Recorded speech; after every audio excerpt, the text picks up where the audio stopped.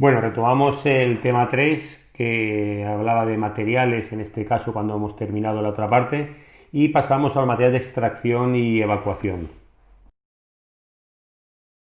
Seguimos avanzando. Vamos a ver ahora los materiales de extracción y evacuación, que veréis que hay gran variedad y el objetivo principal es una extracción rápida y extracción segura.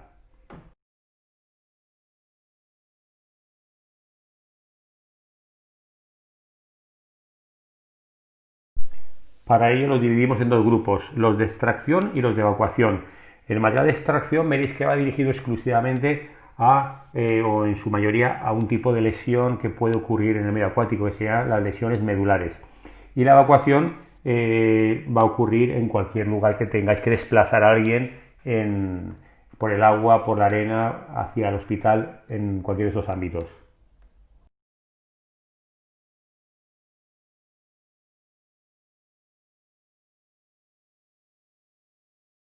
Respecto a materiales de extracción, el primero que estáis viendo es el collarín cervical. Hay distintas marcas, distintos tipos, tamaños, funcionan de maneras distintas y debo conocer cómo aplicar, cómo colocar un collarín de los que tenga en mi instalación, ¿no? Eh, Veréis que el collarín va a cohibir lo que es el movimiento de la cabeza hacia arriba y hacia abajo, pero no los movimientos laterales. Para eso necesitamos otro elemento que vais a ver a continuación.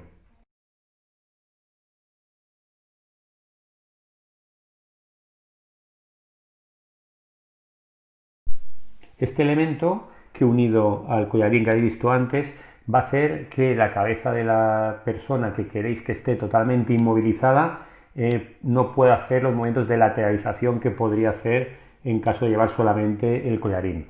Este elemento, esta fijación de cabeza, esta dama de Elche que le llaman algunos, viene siempre unida a un tablero espinal, que en este caso es de color verde y que a continuación vais a verlo con más detalle.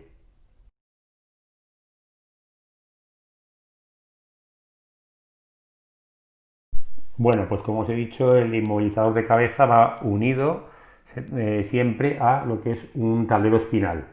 El tablero espinal, como veis aquí, los actuales son de un material plástico, que son rígidos, son relativamente ligeros, porque pesan un poco, y tiene flotabilidad relativa. ¿Por qué? Porque yo puedo echarlo al agua y el tablero va a flotar, para facilitarme la aproximación hasta la víctima. Lo que no va a flotar es cuando tengo una persona encima, no tiene suficiente fuerza de flotación para soportar el peso de una persona.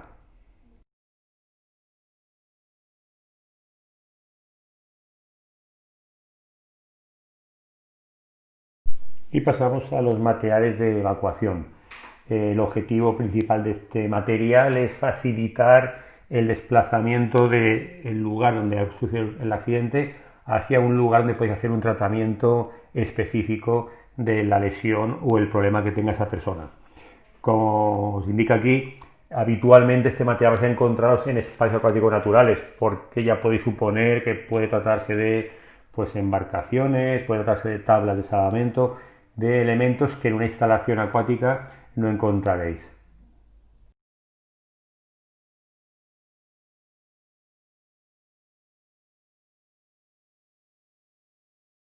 Dentro de los materiales de evacuación los dividimos en dos grupos: los que vamos a utilizar para evacuación acuática dentro del agua, y luego los de evacuación terrestre, tanto por la arena como por las carreteras hacia el centro sanitario.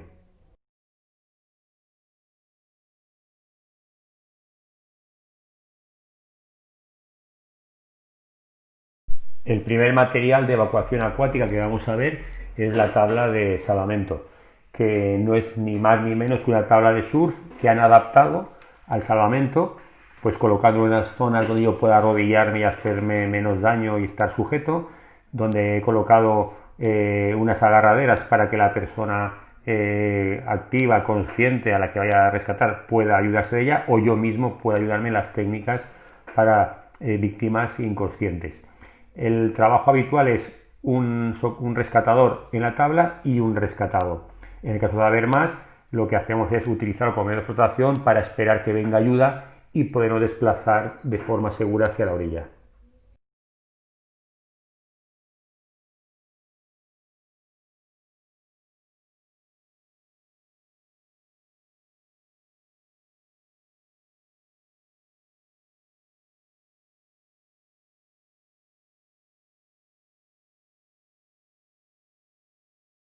Otro de los materiales de evacuación acuática son las embarcaciones, y aquí pues las vamos a dividir en dos grupos, lo que sean las lanchas o neumáticas por un lado y por otro lado las motos de agua, ya que es totalmente distinto el trabajo y la navegación en estas embarcaciones, tanto si son neumáticas como si son motos acuáticas.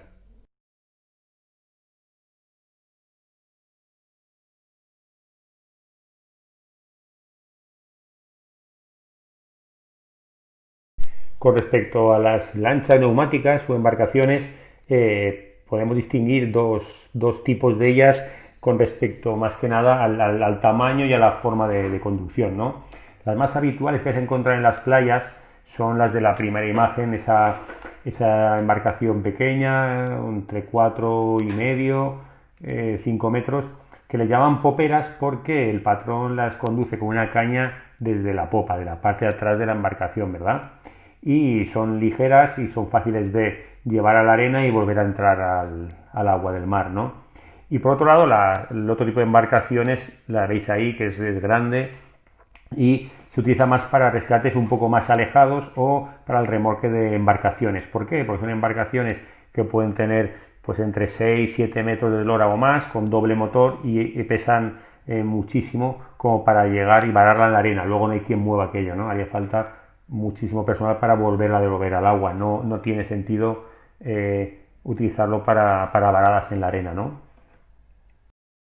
En estas embarcaciones hay varios elementos de seguridad. No debemos trabajar sin llevar el chaleco puesto. Evidentemente el chaleco que yo necesito no es un chaleco de navegación que me impide nadar y lo único que hace es mantenerme a flote, sino un chaleco de rescate que me permita nadar crawl y socorrer a la persona que hiciera falta. Y otro elemento de seguridad de las embarcaciones es el hombre al agua. El hombre al agua es un mecanismo que debe llevar el patrón conectado a sí mismo, a su chaleco, a su camiseta, a la muñeca, que hace que si por algún motivo hubiera un accidente y él sale despedido de la embarcación se pare y no siga avanzando ese motor. De manera que os proteja de que la embarcación no se va lejos de vosotros y de que el motor no os daña a vosotros.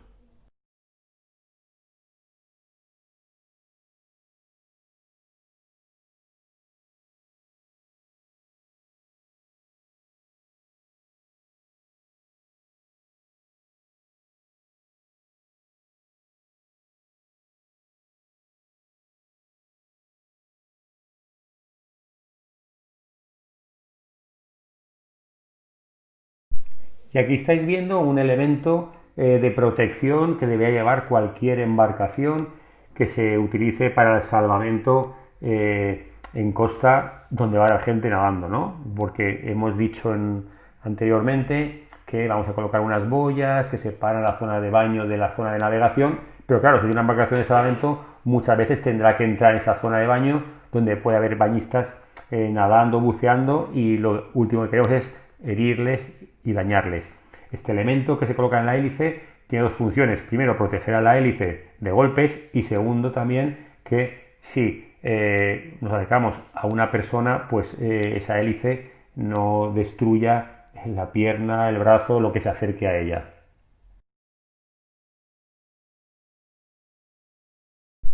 La otra embarcación es la moto acuática, y pues simplemente es una moto de serie, como las que venden para recreo, que tenemos que adaptar para el salvamento, ¿no? Y necesita cumplir una serie de condiciones para que sea segura y pueda tener capacidad de hacer salvamentos con garantías, como es que tenga un motor intraborda de 4 tiempos, que tenga un casco doble, que tenga como mínimo 100 caballos de potencia, 120 sería lo ideal. Y bueno, igual que en las neumáticas, normalmente trabajan dos personas: el patrón, que es quien maneja la moto de agua, y el rescatador, que es el que realiza los rescates desde un elemento que debemos dotar a la moto, que veremos un poco después.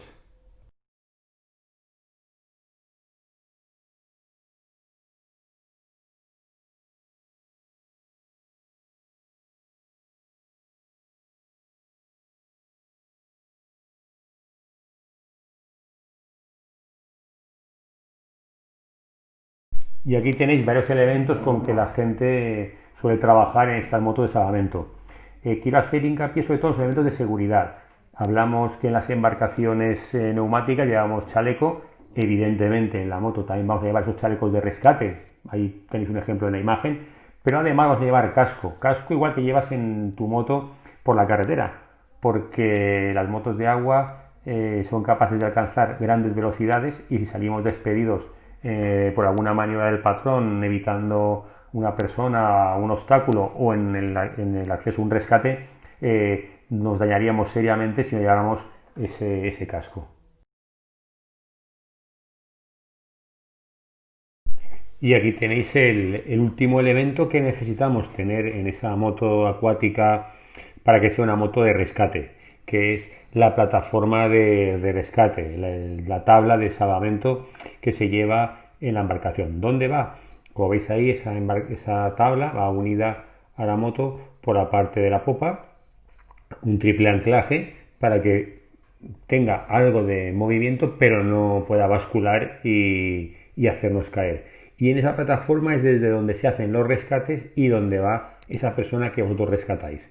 Pero bueno, el tema del trabajo con la moto lo veremos más adelante cuando podamos hacer las prácticas en el mar y hagáis salvamento con ella.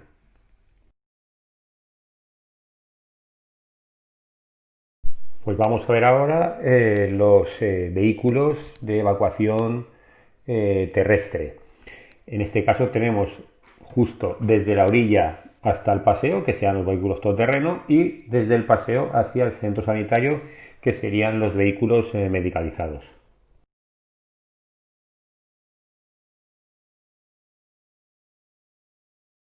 Respecto a los vehículos todoterreno que vamos a utilizar desde lo que sería la orilla hacia la puesta sanitaria o hacia el punto de evacuación más cercano en una de las calles que vayan a nuestra playa, es evidente que tiene gran importancia, sobre todo en función de la longitud y la distancia que haya entre el punto de entrega en la orilla del mar y el punto de evacuación.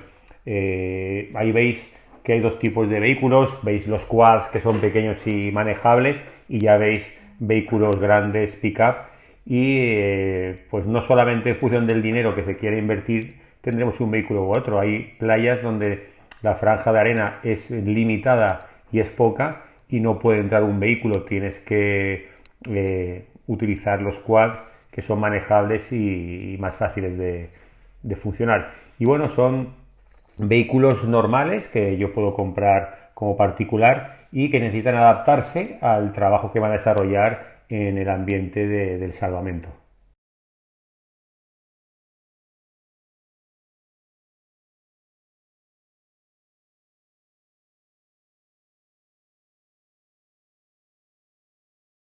Bueno, ¿y qué adaptaciones realizamos en estos vehículos? Pues evidentemente vamos a colocar unos logos indicativos del servicio de salvamento y para qué se utiliza el vehículo. Luego se colocan pues una serie de pues, vacas, elementos donde yo pueda colocar ese material que tengo que transportar, material de salvamento, material médico, lo que hiciera falta. También para poder desplazarme con seguridad en una emergencia, los prioritarios con las luces y el sonido, ¿no? También tengo que colocar pues elemento de comunicación, igual que el socorrista lleva un walkie, en ese vehículo a instalar una emisora. En el caso del quad no haría falta porque el mismo conductor pues llevaría su walkie individual.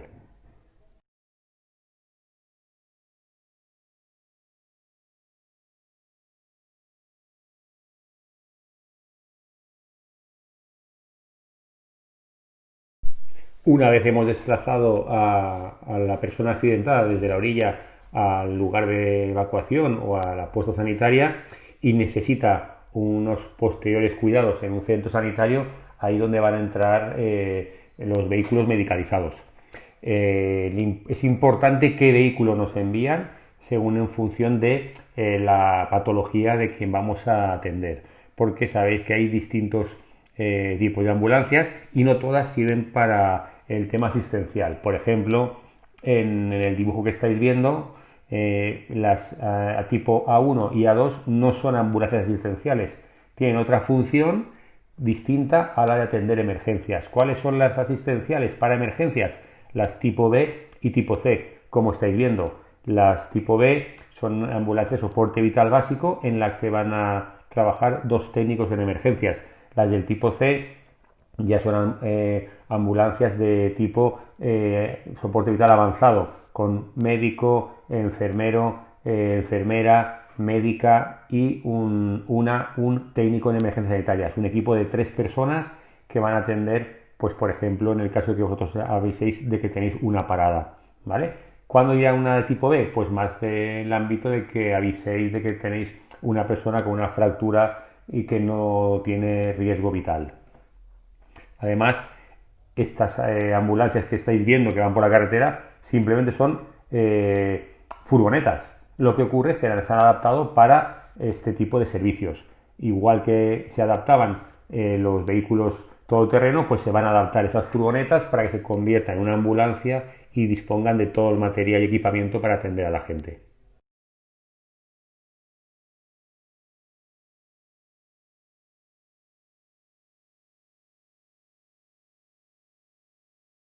Y bueno, el último grupo de materiales que vamos a ver son los materiales de fortuna, que como hemos dicho son materiales improvisados que no están diseñados para el tema de salvamento, pero que en un momento dado en el que nos encontremos en una situación que normalmente no suele ser laboral, sino pues de recreo, con gente que vas a nadar o simplemente un día tranquilo en la playa y alguien tiene un problema, pues son elementos que tú vas a utilizar para ayudarte en el salvamento y evitar el contacto directo con la víctima.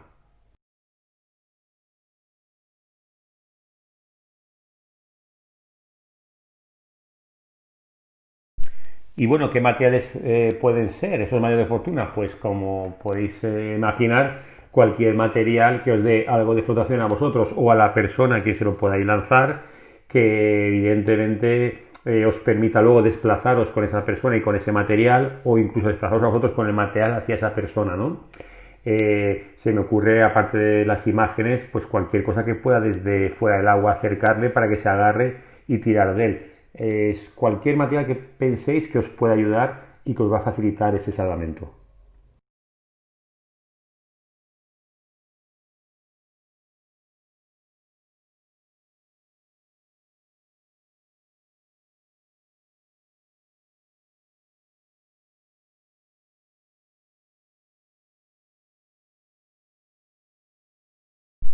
Ya hemos visto los distintos materiales con los que va a trabajar el socorrista profesional y ahora vamos a pasar a un punto también importante que sería el puesto de salvamento. Es el lugar donde vamos a hacer nuestra labor principal, que es vigilar y prevenir accidentes. Como podéis entender, es un lugar que cobra gran importancia por muchos factores que vais a ver a continuación. Y os hacéis una primera pregunta, ¿no? ¿Que dónde lo ubicas ese puesto de salvamento? Pues veréis que no hay un único lugar donde podéis colocarlo, ni un único lugar fijo, pero sí una serie de consideraciones a la hora de que elijáis dónde vais a ubicarlo. La primera pista que os da es que dependiendo del lugar y del número de socorristas que trabajéis, esos puestos van a situarse en un lugar o en otro.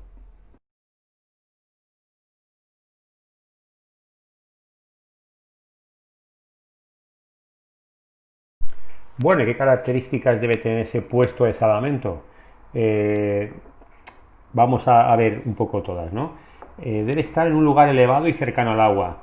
Evidentemente va a depender del espacio en el que trabajéis, ¿verdad? En una piscina tradicional de 25 metros de longitud quizás no haga falta que esté elevado, pero sí cercano al agua para poder intervenir en labores de prevención, incluso de salvamentos, ¿no?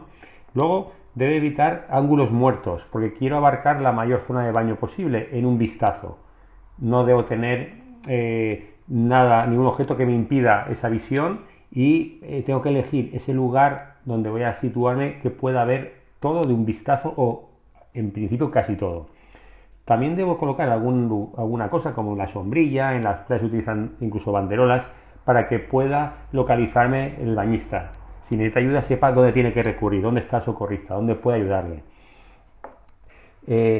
También hablamos del tema del contraluz. Claro, yo puedo situar mi puesto de vigilancia en un lugar en el que no tengo problemas de visión, pero sobre todo estamos hablando de las piscinas cuando el sol cambia su posición con respecto al agua de la piscina, puede producirse un espejo en la lámina que no me deja vigilar. Entonces debería cambiar ese puesto, ese punto donde esté vigilando.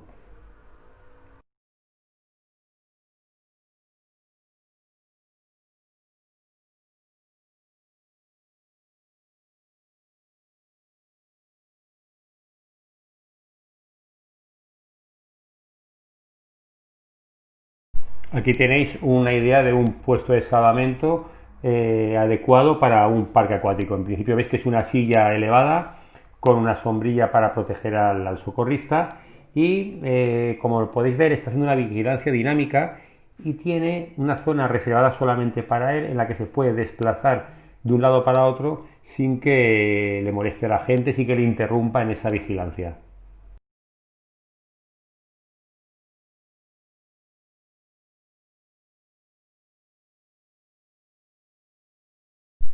Bueno, pues vamos a darle respuesta a esa pregunta que se plantea, ¿no? Vamos a tener un único puesto de salvamento, siempre va a estar ahí situado, vamos a cambiar de lugar. La respuesta está clara que no va a haber un único lugar donde estaremos, ¿verdad? Eso va a depender de la estructura de la instalación y si me obliga a cambiar de lugar. La afluencia de bañistas puede hacer que la zona en la que yo estoy situado principalmente esté vacía de bañistas y tenga que desplazarme a otro lugar de la piscina porque ahí hay más gente, más niños, más problemas, lo que vosotros consideréis, ¿no? La hora del día también va a ser fundamental, como hemos dicho, por el tema de la posición del sol o por ejemplo, en la playa no hay la misma afluencia a las 12 de mediodía que a las 3 de la tarde, ¿no? Y luego cualquier cambio en la estrategia vuestra de vigilancia va a suponer que cambiéis de posición en vuestra prevención y vigilancia.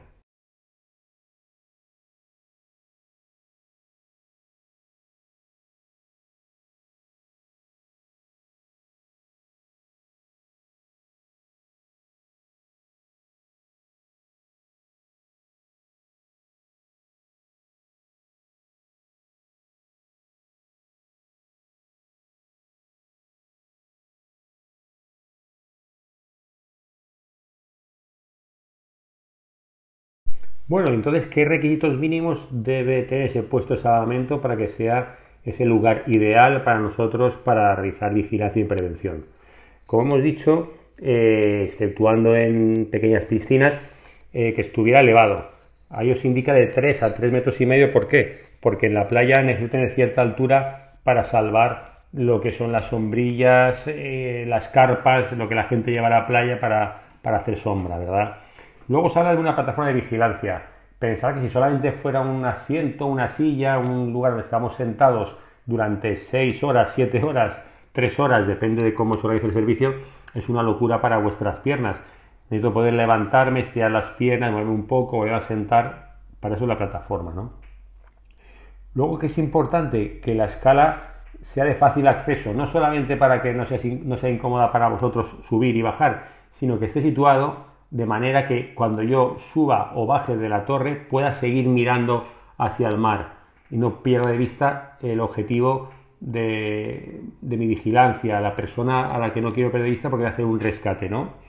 Lo de la sombra evidentemente lo hemos hablado antes, por el tema de vuestra protección contra el sol, insolaciones, golpes de calor, y el tema de la ergonomía adecuada es que debe ser suficientemente cómodo para que no me lesione el hecho de estar ahí pues 3 meses trabajando sentado en ese lugar, pero no tanto como para que sea pues como el sofá de mi casa en el que puedo descansar y dormirme tranquilamente.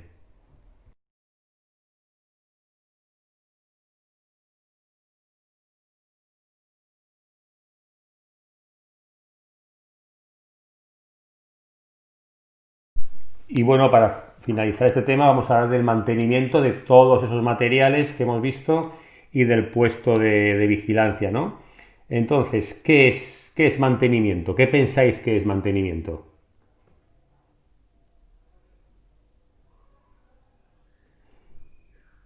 ¿vale? El mantenimiento es todas aquellas acciones que vais a realizar para que ese material, ese puesto de trabajo en el que desarrolléis vuestra vigilancia, esté en condiciones óptimas de uso y no se estropee, ¿no? Con lo cual es muy importante, no puede ser que yo coja la emisora sin revisar y que no funcione y que cuando necesito hablar por ella pues no tenga batería o esté estropeada, ¿verdad? Y para eso hacer lo que queráis, los prismáticos, el tubo de salvamento, cualquier material que necesitéis.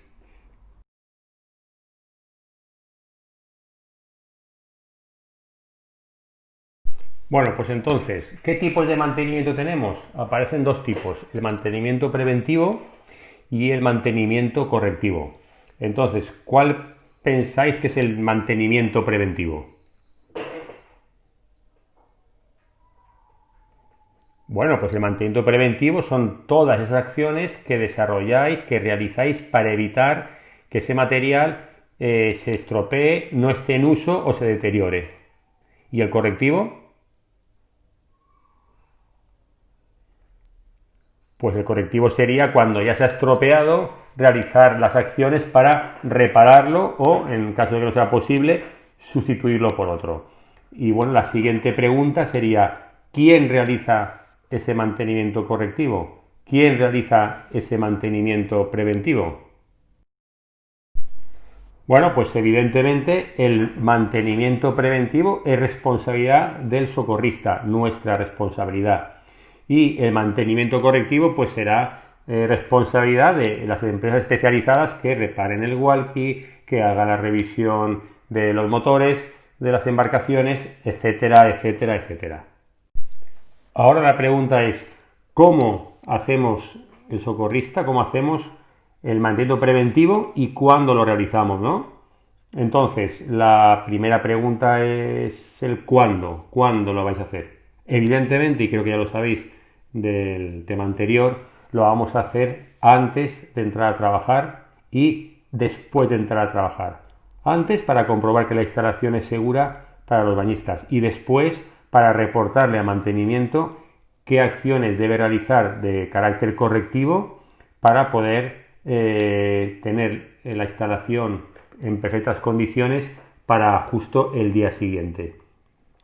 La otra pregunta es ¿cómo lo hacemos? Claro, yo necesito tener algún elemento que me recuerde qué cosas tengo que comprobar para no olvidarme de ellas. Y lo mejor para todo el tema es tener una hoja de chequeo, una hoja de checking con todos los parámetros que tengo que comprobar y todas las cosas que tengo que mirar. Ahora a continuación veréis un ejemplo de estas hojas de checking que en ese caso lo utilizaba para una playa.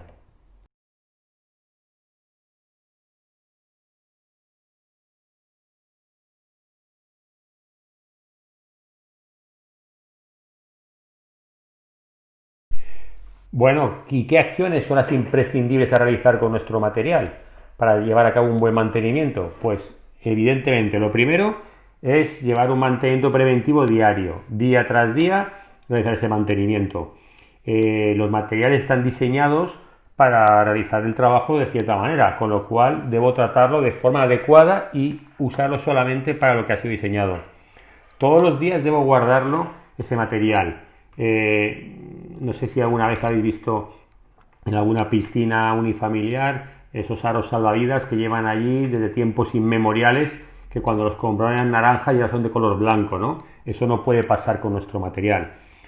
¿Qué es eso de endulzarlo? Fijaros, siempre que utilicéis el material de salvamento tenéis que endulzarlo. Endulzarlo es darle un lavado con agua dulce, que siempre va a tener menos cloro que la piscina y evidentemente si hablamos de la playa pues le retiro la salinidad y la arena.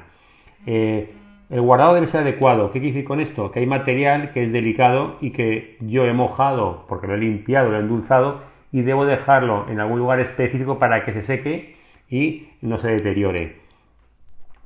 Y teniendo en cuenta estas acciones, ese material va a durar el más tiempo posible y nunca nos fallará a la hora de realizar un rescate.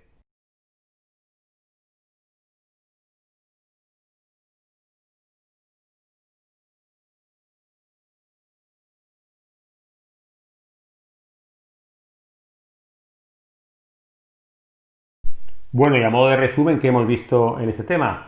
Hemos visto primero qué condiciona el que se diseñen de una manera o de otra esos equipos de salvamento, esos protocolos para trabajar en esas situaciones.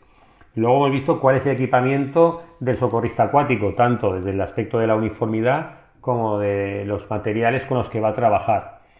Ya hemos pasado a ver lo que sería el puesto de salvamento, lugar principal, porque nuestra labor diaria y que más vamos a realizar en el tiempo va a ser la de vigilancia y prevenir accidentes, y necesito un puesto adecuado para poderlo realizar. Y ya por último, el mantenimiento eficaz de todos esos equipamientos que hemos visto del socorrista y del mismo puesto de salvamento.